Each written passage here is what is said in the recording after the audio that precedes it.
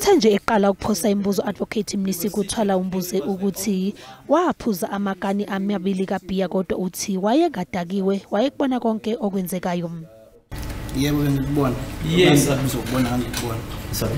Ngithi ngangikubona engangikubona ngikubona. Ngibone yonke into. Umbuza ukuthi wambona enjani uLongwe kungabe wayengaphuzile yini naye. Angazi ngeke ngizokwazi ukusho lokho ngoba angimbonanga akukho la ngena khona ephuza phambi kwami so ngake ngizokwazi ukumobserve ngangamnakile bebe ngisho ukuthi ngangamnakile plus ufike late wafika late. Uthe uMadlala yena wayephuza phambi kwakhe kodwa akazi noma wayephuzile. Naye ngizosho kanje kuphela yena wayephuza ke phambi kwami so but angikwazi ukukala umuntu ukuthi umuntu usedakwe noma akadakwe mina engayikala kuphela usedakwe noma akadakwe. Nza konke lokhu ubuzo ukuthi waye kuphi uKelly Khumalo futhi enzani. Ngathi ngena labantu wayemile.